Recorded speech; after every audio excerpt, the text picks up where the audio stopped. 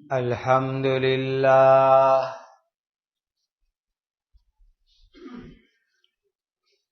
الحمد لله الذي هدانا لهذا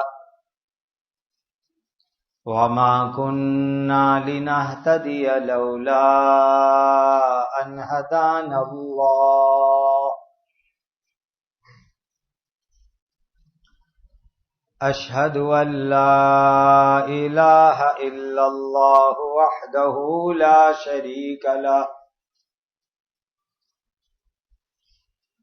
وأشهد أن سيدنا وشفيعنا ومولانا محمدا عبده ورسوله صلوات الله تبارك وتعالى عليه وعلى آله وأصحابه وذرياته وأهل بيته وأهل طاعته وبارك وسلم تسليما كثيرا كثيرا أما بعد فأعوذ بالله من الشيطان الرجيم بسم الله الرحمن الرحيم الذين يلمزون المتطوعين من المؤمنين في الصدقات والذين لا يجدون إلا جهدهم فيسخرون منهم سخر الله منهم ولهم عذاب علیم۔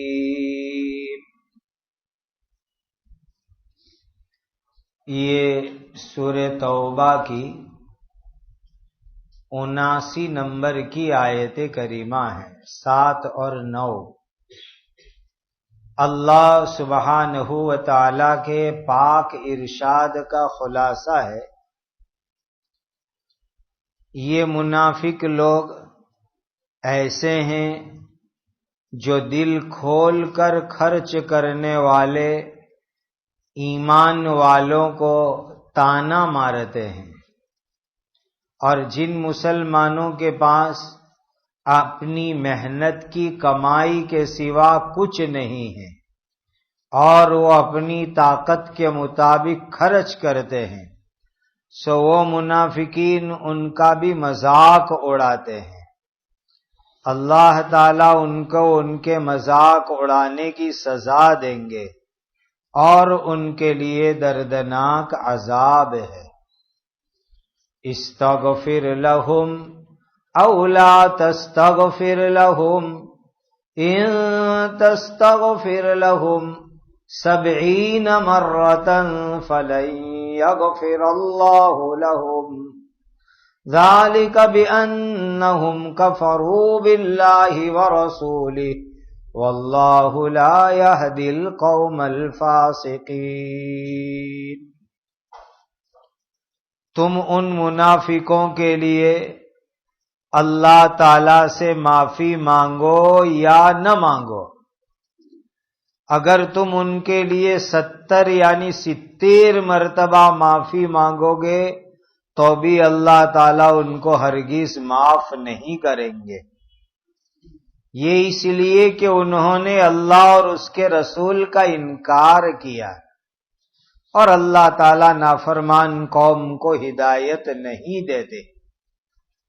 فرح المخلفون بمقعدهم خلاف رسول اللہ وکرہوا ان یجاہدوا بأموالهم وأنفسهم في سبيل الله وقالوا لا تنفروا في الحر قل نار جهنم أشد حرا لو كانوا يفقهون۔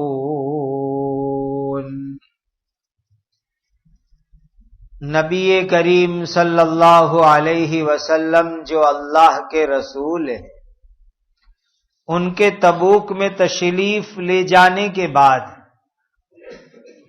یہ پیچھے رہنے والے یا مخالفت کرنے والے اپنے بیٹھے رہنے پر بھی خوش ہو گئے اور اپنے مال اور اپنی جان سے اللہ کے راستے میں جہاد کرنا ان کو پسند نہیں تھا، اور وہ کہنے لگے کہ تم گرمی میں مت نکلو، تو ان کو کہو کہ جہنم کی آگ بہت زیادہ گرم ہے، کاش کہ اس بات کو وہ سمجھتے۔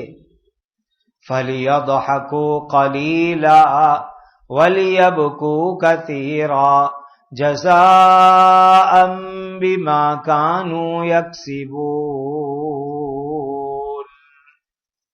سو ان منافقوں کو چاہیے کہ دنیا میں تھوڑا سا ہنس لیوے، اور جو کمائی یعنی گناہ وہ لوگ کرتے تھے اس کے بدلے میں آخرت میں وہ بہت زیادہ روتے رہیں گے۔ پچھلی بہت ساری آیتوں میں تبوک کی جو جنگ ہوئی تھی اس کا قصہ چل رہا تھا۔ یہ حضرت نبی کریم صلی اللہ علیہ وسلم کی مبارک زندگی کے بالکل اخیر دنوں کے اندر یہ مبارک سفر ہوا تھا، بہت لمبا سفر۔ تبوک مدینہ منورہ سے تقریباً 600 سے زیادہ کلومیٹر ہے تقریباً، اور اس زمانے میں 600 کلومیٹر کا سفر یعنی 25 دن 1 مہینہ تو جانے میں لگے۔ اتنا لمبا چوڑا سفر، وہ بھی سخت گرمی کا موسم، مدینہ کے اندر دکاڑ پڑا ہوا تھا، اور اتنا لمبا سفر اور سامنے دشمن بھی بڑے خطرناک، اسی لیے کہ اس زمانے میں جو دنیا کے اندر بہت بڑی حکومت تھی، رومان ایمپائر، عیسائیوں کی، رومیوں کی حکومت، ان کے سامنے لڑنے کے لیے جانا تھا، تو سامنے دشمن بہت بڑا، بہت بڑی طاقت والا، اور سفر بھی بہت لمبا، موسم بھی گرمی کا، اور تبوک جا کر کے عرب کی سرحد ختم ہو جاتی ہے، پھر سیریا اور ملک شام کی سرحد شروع ہو جاتی ہے، تو اتنے دور تک جانا، تو حضرت نبی کریم صلی اللہ علیہ وسلم نے چندے کی اپیل کی کہ اللہ کے دین کے لیے سفر کرنا ہے، اللہ کے راستے میں قتال کرنے کے لیے سفر کرنا ہے، اور دین کے دشمنوں سے جنگ اور مقابلے کے لیے سفر کرنا ہے، پیسوں کی ضرورت ہے، چندہ لاؤ۔ اب مدینہ کے اندر صحابہ 2 طرح کے تھے، مالدار بھی تھے، غریب بھی تھے۔ تو جو مالدار صحابی تھے وہ سب اپنی اپنی کیپیسٹی کے مطابق اپنی حیثیت سے بھی زیادہ مال، سونے کے سکے، چاندی کے سکے، کھانے پینے کا سامان، گھوڑے، اونٹ لا کر کے انہوں نے نبی کریم صلی اللہ علیہ وسلم کو چندے میں جمع کرایا، بہت دیا لا کر کے مالدار صحابہ نے، کہ جب حضور اعلان کر رہے کہ اللہ کے دین کے لیے سفر کرنا ہے، لاؤ چندہ، تو انہوں نے دل کھول کر کے لا کر کے مال جمع کرایا، اور اللہ کے راستے میں خرچ کرنے کا بہت بڑا ثواب ہے۔ تو دوسری قسم کے صحابہ جو غریب تھے، جن کے پاس پیسے نہیں تھے وہ بیچارے پریشان کہ دین کے لیے سب لوگ لگا رہے ہیں، سب لوگ چندہ دے رہے ہیں، سب لوگ مال دے رہے ہیں، جنت کما رہے ہیں، آخرت کما رہے ہیں، ہم غریب لوگ کیا کریں؟ تو جو صحابہ غریب تھے وہ غریب صحابہ نے محنت مزدوری کی، نوکری کی، کام کیا ہے، اور محنت مزدوری نوکری کر کے کام کر کے ان کو جو تھوڑے بہت مجوری کے پیسے ملے وہ لا کر کے حضرت نبی کریم صلی اللہ علیہ وسلم کو جمع کرایا۔ گویا مالدار لوگ بھی خرچ کر رہے، غریب لوگ بھی خرچ کر رہے، اور یہ نبی کریم صلی اللہ علیہ وسلم کی تربیت تھی کہ اس زمانے میں مالدار لوگ اپنی مالداری کے مطابق اللہ کے راستے میں دیتے تھے اور غریب لوگ اپنی غریبی کے مطابق اللہ کے راستے میں دیتے تھے۔ اب امت کے حالات بدل گئے، غریب لوگوں نے تو یہی سمجھ رکھا ہے کہ ہم کو تو زکوٰۃ صدقے لیتے ہی رہنے کا، یہی انہوں نے سمجھ رکھا ہے، یہ نہیں کہ جتنا وہ خود دے سکے تھوڑا بہت بھی وہ بھی اللہ کے نام کے اوپر خرچ کر کے ثواب کما۔ یہ ہے دین کی تعلیم کہ جو آدمی زکوٰۃ اس پر فرض نہیں ہے، صدقۃ الفطر واجب نہیں ہے، تو فرض اور واجب نہیں ہے تو نفل خیرات کرے، 10 روپے دے سکتا ہے 10 روپے دے، 50 روپے دے سکتا ہے 50 روپے دے، جس سے اللہ کے دین کے لیے جتنا ہو سکے اتنا دے۔ یہ حضور نے صحابہ کو ترتیب بتلائی تھی، یہ طریقہ بتلایا تھا۔ ایک صحابی ہے حضرت ابو عقیل رضی اللہ سبحانہ و تعالی، حضرت ابو مسعود رضی اللہ تعالی عنہ نقل کرتے کہ اللہ کا حکم آیا کہ اللہ کے دین کے لیے صدقہ کرو، ہر ایک لا کر کے دینے لگے، مالدار غریب۔ ابھی ابو عقیل آئے، غریب صحابی تھے بیچارے، محنت کی، مزدوری کی، اور محنت مزدوری کر کے آدھا سا کا میننگ ہوتا ہے 1750 گرام، یعنی 1.25 کلو تقریباً، اتنا اناج معمولی محنت مزدوری کا کما کے لائے اور لا کر کے انہوں نے اللہ کے دین کے لیے وہ صدقے میں دیا، 2.25 کلو اناج۔ اندازہ لگاؤ کہ یہ غریب صحابہ کے دل کے جذبات کیسے ہوں گے کہ ہم جو دے سکے، آج 2.25 کلو چاول لانے ہو، 2.25 کلو گہوں لانے ہو، 2.25 کلو مکئی لانی ہو، جوار لانی ہو، 2.25 کلو کھانے کا سامان لانا ہو، کوئی مشکل چیز ہے؟ غریب آدمی بھی کر سکتا ہے۔ دل میں جذبہ ہو کہ اللہ کے دین کے لیے دینا ہے تو صبح سے شام تک مجوری کرے، 100 روپے مجوری کے آئے اور آرام سے 2.25 کلو اناج لا کر اللہ کے دین کے لیے وہ بھی دے سکتا ہے۔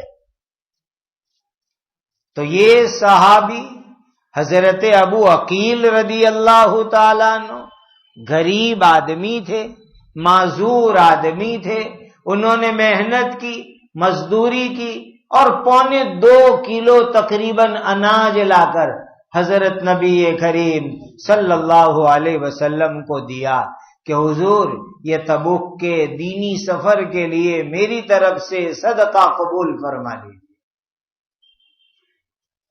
اور دیکھیے اللہ دل کے اخلاص کو دیکھتے ہیں، اللہ دل کے جذبات کو دیکھتے ہیں، دل کی نیتوں کو دیکھتے ہیں، دل کے ارادوں کو دیکھتے ہیں۔ بعض مرتبہ ایسا ہوتا ہے کہ ایک آدمی بڑی رقم، بڑا مال اللہ کے نام پہ خرچ کرتا ہے،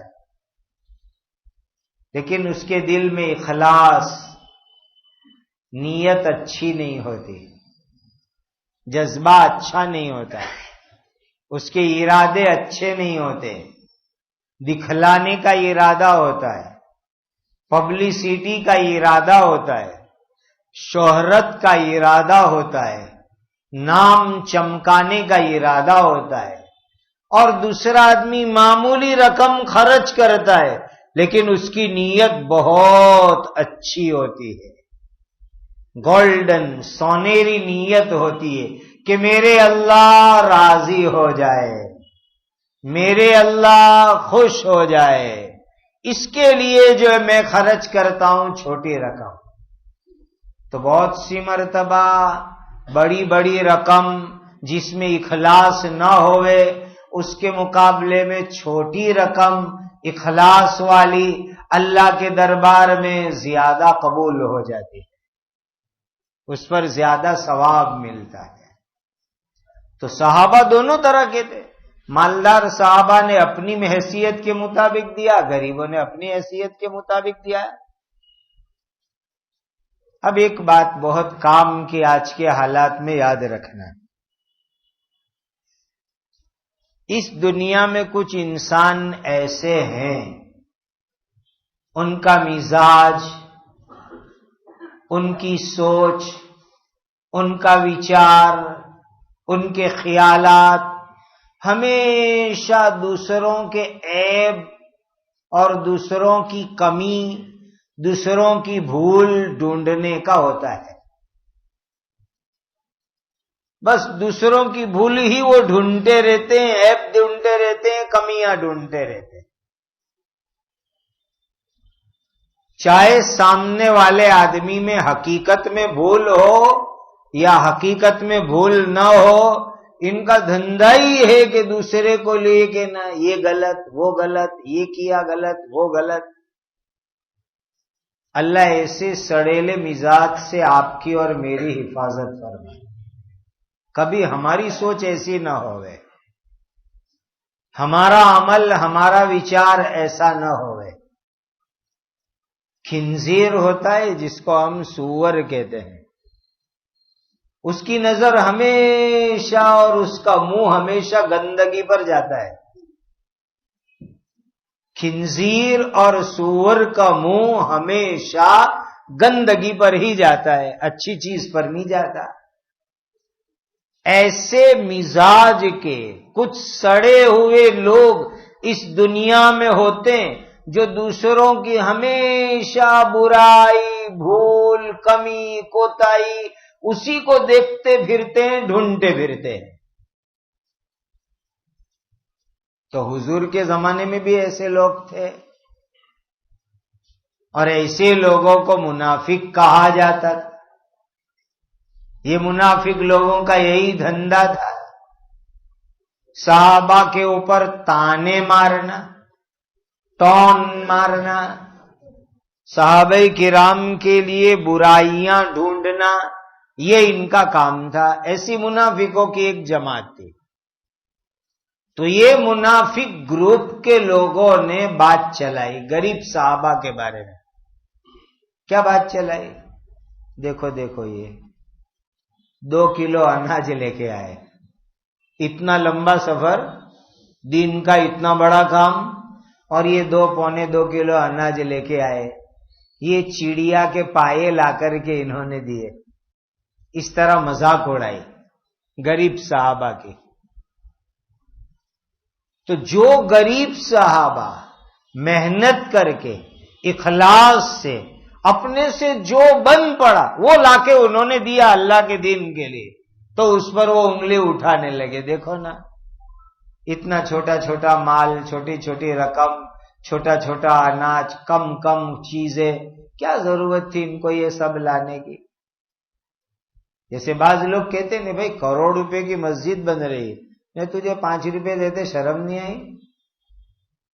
اب وہ 5 روپے اخلاص سے دیتا ہو، تم کہاں دیکھنے گئے اس کے دل میں؟ یہ ٹون مارنے کا تم کو کیا حق پہنچتا ہے؟ بھائی اتنا بڑا کام ہے اور تم نے صرف 10 روپے لکھوائے. لوگ ایسے ٹون مارتے ہیں. کبھی نہیں ہونا چاہیے. جو آدمی اخلاص سے اپنی حیثیت اپنی کیپیسٹی کے مطابق جو دے وہ اللہ کے لیے دے رہا ہے. پتہ نہیں کس کے اخلاص سے اللہ تعالیٰ پورے کام کو قبول کر لے. ہم نہیں کہہ سکتے. تو منافق لوگوں نے، یہ گندے سڑے ہوئے مزاج کے لوگوں نے غریب صحابہ کو ٹون مارا کہ دیکھو اتنا بڑا سفر، اتنا بڑا خرچہ، اتنی بڑی ضرورت، اور یہ لا کر کے معمولی معمولی اناج دے رہے ہیں. کیسے لوگ ہیں یہ؟ ٹون مارنے لگے. تو دوسری طرف جو صحابہ مالدار تھے، غنی تھے، پیسے والے تھے، اور انہوں نے لا کر کے بڑی بڑی رقم دی، تو ان کے لیے یہ منافق لوگ کہنے لگے یہ تو دکھلاوا کرتے ہیں. بڑی رقم دکھلاوے کے لیے، پبلسٹی کے لیے، نام کرنے کے لیے، مشہور ہونے کے لیے بڑی رقم دے رہے. دونوں طرف ٹوننگ کر رہے. غریب لوگوں کے اوپر کم رقم دینے کا ٹون، مالدار لوگوں کے اوپر دکھلاوا کرنے کا ٹون. دونوں کو یہ لوگ ٹون کرتے. یہ منافق پارٹی. اللہ تعالیٰ نے اس منافق پارٹی کی اس آیت میں برائی بیان فرمائی اور فرمایا ایسے لوگوں کو اللہ آخرت میں دردناک عذاب دیں گے. جو مذاق اڑاتے ہیں، اللہ کے نام پہ خرچ کرنے والوں کا مذاق کرتے. اس لیے کسی بھی مسلمان کے اندر 100 برائی ہو تو آنکھ بند کر لو اور ایک اچھائی ہو اس کو دیکھو. اس میں چین اور راحت ہے. اور ایک بات ذہن میں ہمیشہ رکھنا، جو آدمی دوسروں کی برائی دیکھتا رہتا ہے، دوسروں کی بھولیں دیکھتا رہتا ہے، اس کو خود کو سدھارنے کی کبھی توفیق نہیں ہوتی ہے. جو ہمیشہ دوسروں کی بھولوں میں لگا رہے، دوسروں کی کمیوں میں لگا رہے، دوسروں کے عیب کے پیچھے لگا رہے، اس کو خود کو سدھارنے کی اور اپنی ذات کے لیے توبہ کرنے کی توفیق اس کو نہیں ہوا کرتی. اللہ ایسی عادت سے ہم سب کو نجات عطا فرمائے. دوسروں کی اچھائیاں دیکھنے کی توفیق عطا فرمائے. دوسروں کی برائیوں سے نگاہوں کو، دل کو بند رکھنے کی اللہ توفیق عطا فرمائے. یہ منافق پارٹی کی عادت ہے. اور اللہ نے فرمایا کہ ایسے لوگوں کو ہم آخرت میں دردناک عذاب دیں گے. اور اتنی سخت بات فرمائی کہ ان منافقوں کے لیے خود نبی کریم صلی اللہ علیہ وسلم 70 مرتبہ اللہ سے معافی مانگے کہ اللہ ان کو معاف کرو، اللہ ان کو معاف کرو. اللہ نے اعلان کر دیا میں معاف نہیں کروں گا. نبی ان کے لیے معافی مانگے، 70 مرتبہ معافی مانگے، تو ابھی اس طرح کے فتنے والے لوگوں کو اللہ معاف کریں گے. صاف آیت میں فرما دیا فَلَن يَغْفِرَ اللَّهُ لَهُمْ. یہ اللہ کا اور اس کے رسول کا انکار کرنے والے لوگ، خدا ان کو کبھی معاف نہیں کریں گے. اور ایسی نافرمان قوموں کو اللہ تعالی ہدایت نہیں دیا کرتے، ہدایت سے محروم رکھتے. حدیث میں ہے کہ جب یہ آیت آئی تو حضرت نبی کریم صلی اللہ علیہ وسلم کیسے رحمت للعالمین ہوں گے. حضور نے ارشاد فرمایا کہ میرے اللہ یوں فرما رہے ہیں کہ میں ان منافقوں کے لیے 70 مرتبہ معافی مانگوں تو بھی اللہ ان کو معاف نہیں کریں گے. اگر مجھے پتا چل جاوے کہ میں 70 سے زیادہ ان کے لیے استغفار کروں اور اللہ معاف کر دیں گے تو میں اس کے لیے تیار ہوں. کیسی رحمت ہوگی حضور کی. کیا اللہ نے 70 کی بارڈر لائن بتلائی آیت میں کہ 70 مرتبہ بھی اگر نبی ان کے لیے اللہ سے معافی مانگے تو بھی اللہ ان منافقوں کو معاف نہیں کریں گے. حضور نے فرمایا مجھے پتا چل جاوے کہ میں 70 سے زیادہ استغفار کروں اور اس کی برکت سے اللہ ان کو معاف کر دیتے ہو تو میں ان منافقوں کے لیے استغفار کرنے کے لیے تیار ہوں.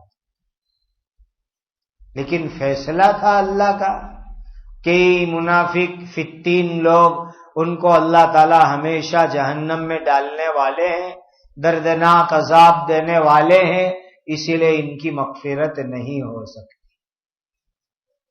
دوسری خاص بات یہ ہے کہ حضرت نبی کریم صلی اللہ علیہ وسلم روانہ ہو گئے مدینہ پاک سے تبوک میں جانے کے لیے. لمبا سفر، دشمن بھی بہت پاورفل، اس لیے بہت سارے لوگ بہانے کر کے گئے نہیں، جھوٹے بناوٹی بہانے کیے اور بیٹھے رہے کہ جائیں گے تو مریں گے، اس لیے گئے نہیں، بیٹھے رہے. حضور کی مخالفت اور حضور کے چلے جانے کے بعد مدینہ میں بیٹھے رہے اور خوش ہو رہے، بچ گئے نہیں گئے، بہت اچھا ہوا بچ گئے. آج بھی ایسا ہوتا ہے، کوئی دین کے لیے تقاضا ہو اور نکلنا ہو تو لوگ بہانے کر کے بیٹھے رہتے اور اندر اندر خوش ہوتے کہ ہم بچ گئے. یہ منافق لوگوں کی عادت اللہ نے اس آیت میں بیان فرمائی کہ اپنا مال اپنی جان لگا کر تبوک میں جانا ان کو پسند نہیں ہوا اور گھر بیٹھے رہنے پر خوش ہوئے. اور آپس میں کیا کہنے لگے؟ گرمی کی موسم ہے، بہت گرمی ہے، نکلنے جیسا نہیں ہے. اللہ نے فرمایا ان کو کہو تبوک کے سفر میں جو گرمی لگے گی نا اس سے زیادہ خطرناک جہنم کی گرمی ہے. ان کو کہو قل نار جہنم اشد حرا، جہنم کی گرمی اس سے بھی زیادہ خطرناک ہے. اگر تم اللہ کے دین کے لیے نہیں نکلے، تقاضے کے باوجود نہیں نکلے، ضروری اور فرض ہونے کے باوجود نہیں نکلے تو جہنم کی جو آگ لگے گی وہ آگ اس سے بھی زیادہ خطرناک ہے. آج نماز پڑھنے آنا ہو تو کہ کون سی مسجد میں ایئر کنڈیشن ہے؟ ہمارے محلے کی مسجد میں تو اے سی نہیں ہے، اس لیے اپنے نماز پڑھنے نہیں جاتے. اتنی گرمی میں کون جاوے؟ دھوپ لگ جاوے، لو لگ جاوے. تو کہنے کا کہ جہنم کی آگ اس سے بھی زیادہ ڈینجر ہے. باہر جو گرمی لگ رہی نا اس سے بھی جہنم کی آگ ڈینجر ہے. اللہ کے دین کا فریضہ چھوڑو گے تو وہ جہنم کی آگ بڑی خطرناک ہوگی. آگے اللہ فرماتے ہیں فَلْيَضْحَكُوا قَلِيلًا، دنیا میں تھوڑا بہت ہنس لو، آخرت میں رونا پڑے گا. حضرت عبداللہ ابن عباس رضی اللہ تعالی عنہما حضرت نبی کریم صلی اللہ علیہ وسلم کے چچا کے بیٹے ہوتے ہیں.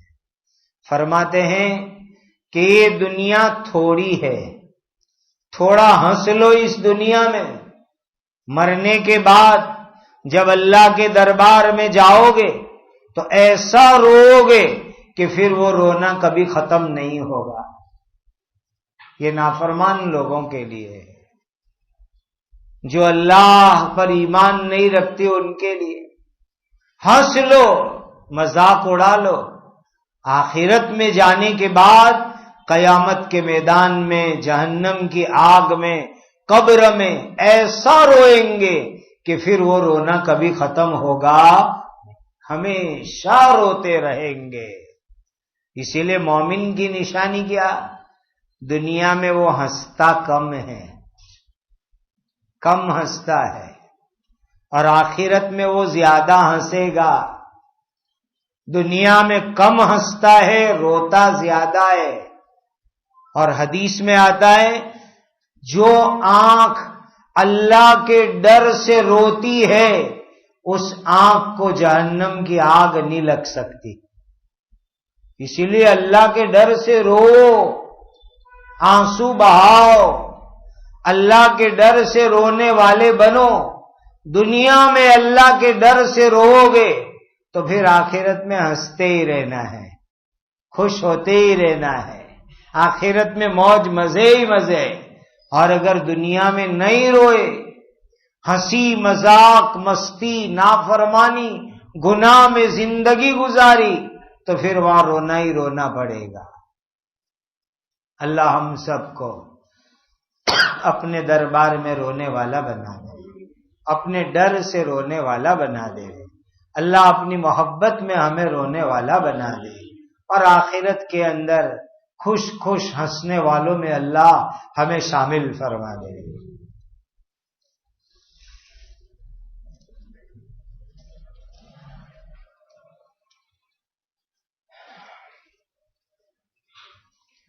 اس بدھ کو انشاءاللہ مسجد علی میں بخاری شریف کے درس کی مجلس ہوگی. ان دنوں میں عید کے دن حضرت مولانا طلحہ صاحب کا انتقال ہو گیا. فضائل اعمال جس کی تعلیم ہوتی ہے، جنہوں نے لکھی ہے حضرت شیخ زکریا صاحب رحمۃ اللہ علیہ، ان کے بیٹے حضرت مولانا محمد طلحہ صاحب، اللہ تعالیٰ ان کی بال بال مغفرت فرمائے، ان کی قبر کو نور سے منور فرمائے، ان کے درجات کو جنت الفردوس میں بلند فرمائے، کروٹ کروٹ کروڑوں رحمت نازل فرمائے. حضرت مولانا محمد یوسف موطالعہ صاحب دامت برکاتہم بیمار چل رہے ہیں، اللہ ان کو شفائے کاملہ عاجلہ دائمہ مستمرہ عطا فرمائے. ان کی عمر میں عافیت کے ساتھ اللہ تعالیٰ برکت عطا فرمائے. درود شریف پڑھ لو. الحمدللہ رب العالمین، الحمدللہ رب العالمین، الحمدللہ رب العالمین. اللہم صل علی سیدنا محمد وعلی آل سیدنا محمد صلاة تنجینا بها من جمیع الاحوال والآفات، صلاة تنجینا بها من جمیع الاحوال والآفات، وتقضی لنا بها جمیع الحاجات، وتطہرنا بها من جمیع السیئات، وترفعنا بها عندك أعلى الدرجات، وتبلغنا بها أقصى الغايات من جميع الخيرات في الحياة وبعد الممات، إنك على كل شيء قدير. يا ذا الجلال والإكرام، يا ذا الجلال والإكرام، يا ذا الجلال والإكرام، يا أرحم الراحمين، يا أرحم الراحمين، يا أرحم الراحمين. وإلهكم إله واحد لا إله إلا هو الرحمن الرحيم. اللهم اغفر امت سیدنا محمد صلی اللہ علیہ وسلم، اللہم ارحم امت سیدنا محمد صلی اللہ علیہ وسلم، اللہم تجاوز عن امت سیدنا محمد صلی اللہ علیہ وسلم، اللہم اصلح شان امت سیدنا محمد صلی اللہ علیہ وسلم، اللہم انصر امت سیدنا محمد صلی اللہ علیہ وسلم، اللہم انا نسألک العافیہ ودوام العافیہ والشکر علی العافیہ، اللہم انا نسألک العافیہ ودوام العافیہ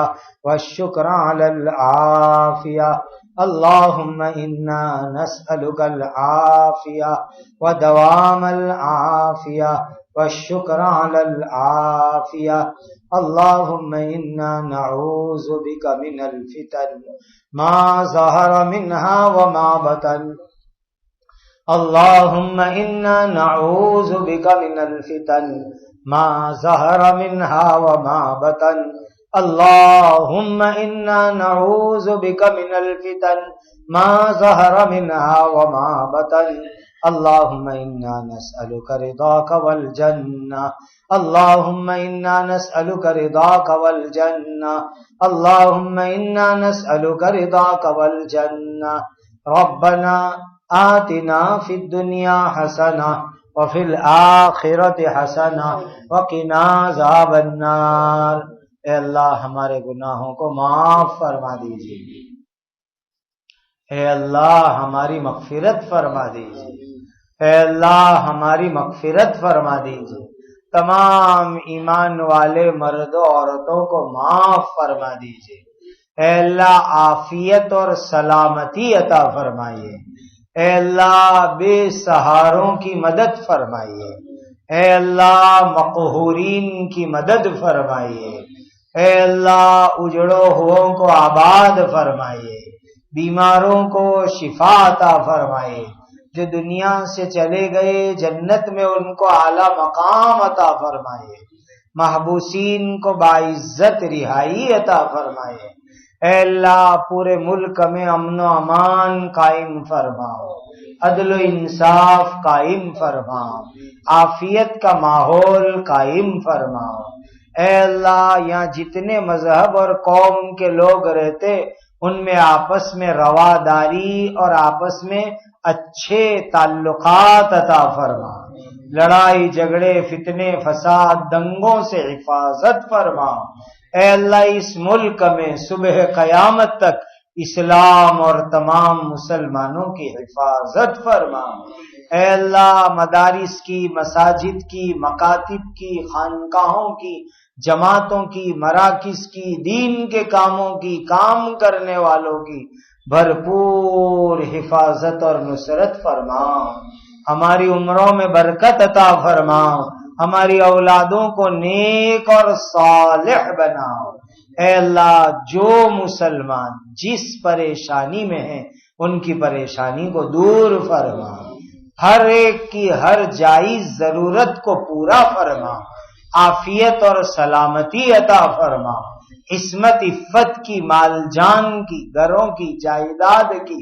ہر چیز کی اپنے کرم سے حفاظت فرما، ہماری عمر میں، علم میں، عزت میں، تقوی میں، اخلاص میں برکت عطا فرما، اپنوں اور غیروں کے شر سے ہماری حفاظت فرما، حضرت نبی کریم صلی اللہ علیہ وسلم نے جتنی خیر مانگی بتلائی ہمیں اور پوری امت کو عطا فرما، حضرت نبی کریم صلی اللہ علیہ وسلم نے جن شرور سے پناہ چاہی اے اللہ ہماری اور پوری امت کی حفاظت فرما، ربنا تقبل منا انك انت السميع العليم وتب علينا يا مولانا انك انت التواب الرحيم وصلى الله وسلم على سيدنا مولانا محمد وعلى آله واصحابه اجمعين سبحان ربك رب العزة عما يصفون وسلام على المرسلين والحمد لله رب العالمين۔